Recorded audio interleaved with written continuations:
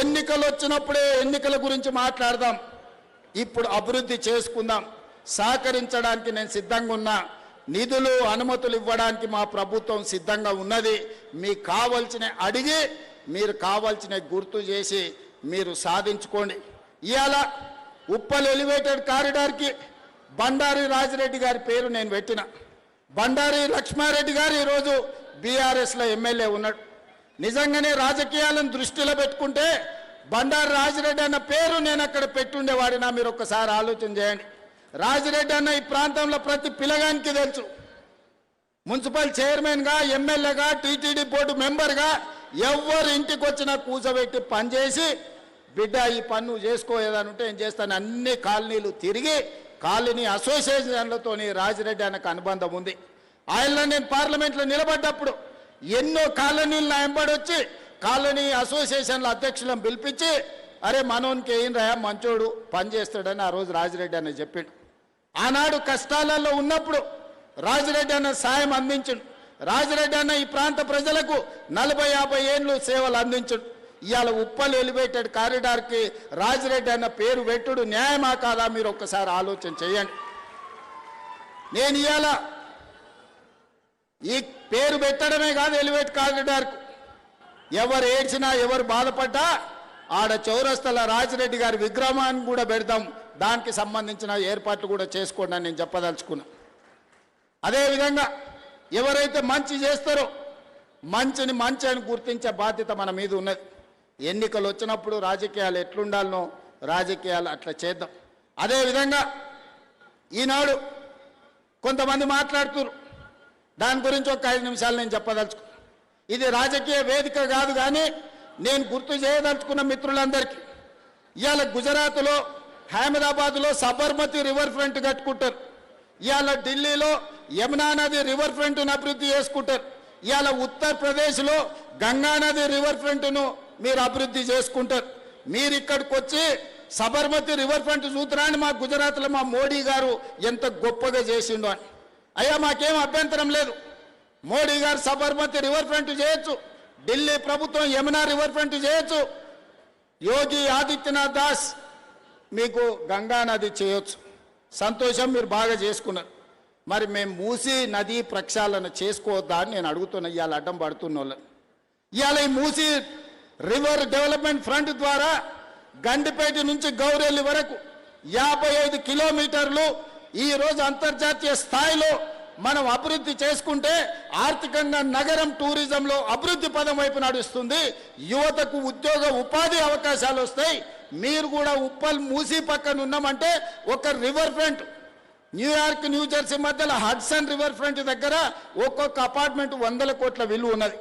ఇవాళ మురికున్నందుకే ఈ భూముల విలువ లేదు కదా, ఇవాళ మురికున్నందుకే ఇక్కడ ప్రజలు నివసిస్తలేరు కదా. ఇవాళ ఈ మురికి నల్గొండ జిల్లా ప్రజలకు ఈరోజు కాలుష్యమై కాటేస్తుంటే నల్గొండ ప్రజల పట్ల కనికరం చూపించాల్సిన బాధ్యత ఈ ప్రభుత్వానికి లేదా?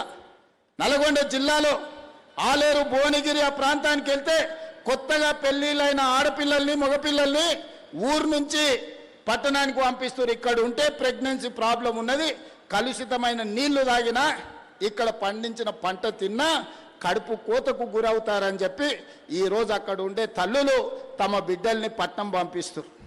అంత దుర్భరమైన పరిస్థితి. ఒకవైపు నల్గొండలో ఫ్లోరైడ్ ప్రాబ్లం, రెండో వైపు మూసి కాలుష్యం, చచ్చిన శవాల కలేబరాలు ఈరోజు నల్గొండ జిల్లా కొట్టుకొస్తుంటే ఆ ప్రాంతంలో ఉన్న ప్రజలు మూసి ప్రక్షాళన చేయమని నన్ను తీసుకెళ్లి పాదయాత్ర చేస్తే నేను చూసి వచ్చిన. నేను ఇవాళ మిత్రులారా, మనం ఎందుకు మూసీ నది ప్రక్షాళన చేసుకోవద్దు?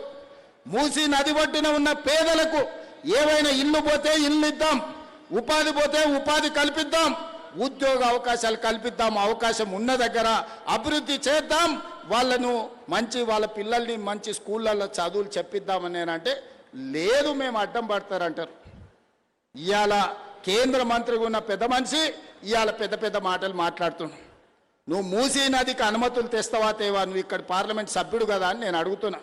అదేవిధంగా ఒకనాడు ఢిల్లీ తర్వాత మెట్రో మనది 2వ స్థానంలో ఉండే, ఇవాళ 9వ స్థానానికి పడిపోయినాం. కారణాలు ఏవైనా ఉండని, అడ్డుపడ్డోళ్ళు ఎవరు, కాళ్ళలో కట్టెలు పెట్టింది ఎవరు, నేను మాట్లాడదలుచుకోలే. ఇవాళ మనకు తెలివి వచ్చింది. ఇవాళ మనం మెట్రోని విస్తరించుకోవాలనుకున్నాం. ఇవాళ నాగోల్ జంక్షన్ నుంచి బరాబర్ ఎల్బీ నగర్ నుంచి ఓఎస్ఏ హాస్పిటల్, ఆ నుంచి చాంద్రాయణ గుట్ట, ఆ నుంచి రాజేంద్ర నగర్ డైరెక్ట్గా అంతర్జాతీయ ఎయిర్పోర్ట్కు ఈ నాగోల్ నుంచి ఈరోజు మెట్రో విస్తరణ చేయాలని నేను ప్రతిపాదనలు పంపించిన. నేను ఇక్కడున్న మిత్రులను అడుగుతున్నా, నాగోల్ నుంచి అంతర్జాతీయ ఎయిర్పోర్ట్కు మెట్రో కావాలన్నా వద్దా? మీరు ఒక్కసారి ఆలోచన చెయ్యండి. ఇవాళ మనం ఎయిర్పోర్ట్కి పోవాలంటే ఎక్కడెక్కడో తిరిగి చుట్లు తిరిగి పోవాల్సి వస్తుంది. అదే నాగోల్ మెట్రో రైలు ఎక్కితే చక్కగా శంషాబాద్ ఎయిర్పోర్టులో దిగుతాం. ఇవాళ గదే అడిగిన మా రంగన్న చెప్తాడు, అన్న ఎల్బీ నగర్ కాదు హయత్ నగర్ అవతలికి మెట్రో కావాలి, ఇప్పుడు పట్నం అంతా హయత్ నగర్ దాటిపోయింది, వనస్థలపురం అవతలికి ఇయ్యండి అని రంగన్న కలిసినప్పుడల్లా అడుగుతాడు. మా ఎంపీ చామల కిరణ్ అడుగుతాడు, ఇవాళ ఎల్బీ నగర్ నుంచి హయత్ నగర్ అవతలికి మెట్రో పెట్టాలని అడిగిన. అవసరం ఉందా లేదా మీరు ఒక్కసారి ఆలోచన చేయండి. ఇట్లా చెప్పుకుంటూ పోతే 122 కిలోమీటర్లు మెట్రోను పొడిగించాలి, అంతర్జాతీయ నగరం చేయాలని నేను ప్రయత్నం చేస్తుంటే అన్ని అనుమతులు వచ్చినాక ఇక్కడ నుంచి కేంద్ర మంత్రిగా పనిచేస్తున్న ఆయన పోయి కాళ్ళ కట్టెపెట్టి పుల్లలు పెట్టి ఇవాళ దాన్ని అర్ధాంతరంగా ఆపే పరిస్థితి వచ్చింది. ఆయనను అడగాల్సిన అవసరం లేదా అని నేను అడుగుతున్నా. ఇవాళ మనం ఏది అడిగినా రీజనల్ రింగ్ రోడ్, ఇవాళ ఔటర్ రింగ్ రోడ్ వచ్చినందుకు మనం అంతర్జాతీయ నగరమైనం.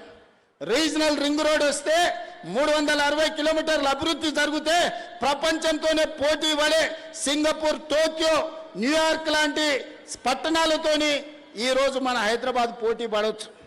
2.5 ఏళ్ళ నుంచి కాలుకు బల్పం కట్టుకొని తిరుగుతున్నా. 50 సార్లు ఢిల్లీకి వెళ్ళిన, 5 సార్లు మోడీ గారిని కలిసిన.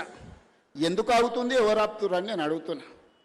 ఎందుకు ఆగుతుంది, ఎవరు ఆపుతుండ్రు? సమాధానం చెప్పాల్సిన బాధ్యత కిషన్ రెడ్డి గారికి లేదా? తప్పించుకొని ఎన్ని రోజులు తిరుగుతావని నేను అడుగుతున్న కిషన్ రెడ్డి గారిని. ఇవాళ కేంద్ర మంత్రిగా నీకు ఓట్లు వేయలేదా? ఇవాళ నువ్వు ఈ ప్రాంతం నుంచి ఎమ్మెల్యేగా కేంద్ర మంత్రిగా ఎన్నికైనవంటే ఈ ప్రజలు, ఈ నగర ప్రజలు నీకు ఓట్లు వేయలేదా? నిన్ను గెలిపించలేదా? తెచ్చే బాధ్యత నీ మీద లేదా? మూసీ నదికి నిధులు తేవాల్సిన బాధ్యత, మెట్రోకు అనుమతులు తేవాల్సిన బాధ్యత, రీజనల్ రింగ్ రోడ్డును నిర్మించాల్సిన బాధ్యత మీకు లేదా? ఇవాళ తెలంగాణ రాష్ట్రంలో రైతులు పండించిన వడ్లు 75 లక్షల మెట్రిక్ టన్నులు తెలంగాణ రాష్ట్రం కొన్నది. కానీ కేంద్ర ప్రభుత్వం చెప్తే నేను 50 లక్షలే కొంటాను, మిగతా 25 లక్షలు ఎవరికి ఇవ్వాలి, ఎక్కడ తీసుకుపోవాలి? ఇవాళ దేశంలో 60% ఒక్క తెలంగాణలోనే వడ్లు పండించినాం. పంజాబ్లో 86% కొంటావు, నీ ప్రభుత్వాలు ఉన్న రాష్ట్రాలలో 70-80% కొంటావు. తెలంగాణలో వండించినేమో సగానికి సగం తక్కువ కొంటున్నావు. ఈ బాధ్యత కిషన్ రెడ్డి గారికి లేదా? ఇవాళ ఆయన అంటుండు నన్ను ఎవ్వరు ఏం చేయలేరని. అయ్యా, ఈ ప్రజలతో పెట్టుకున్నాడు, తెలంగాణ ప్రజలతో గోక్కున్నాడు, బాగుపడి బట్ట కట్టినోడు ఎవరు లేడు కిషన్ రెడ్డి గారు. నువ్వు చేస్తున్న వ్యవహారాలు అన్ని ప్రజలు గమనిస్తారు.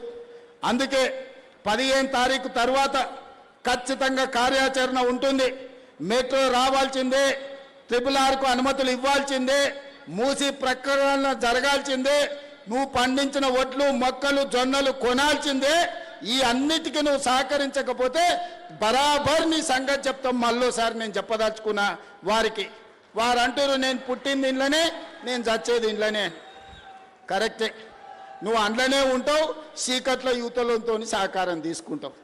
నువ్వు నీ పార్టీకి ఎప్పుడైనా పనిచేసినావు, నీ కార్యకర్తలే చెప్తారు, సార్ మా సార్ బీజేపీలో ఉంటాడు కానీ మొత్తం బీఆర్ఎస్ వాళ్ళతోనే మాట్లాడుతుంటాడు, కేటీఆర్ చెప్పినట్టే వింటాడు మా సార్ అని.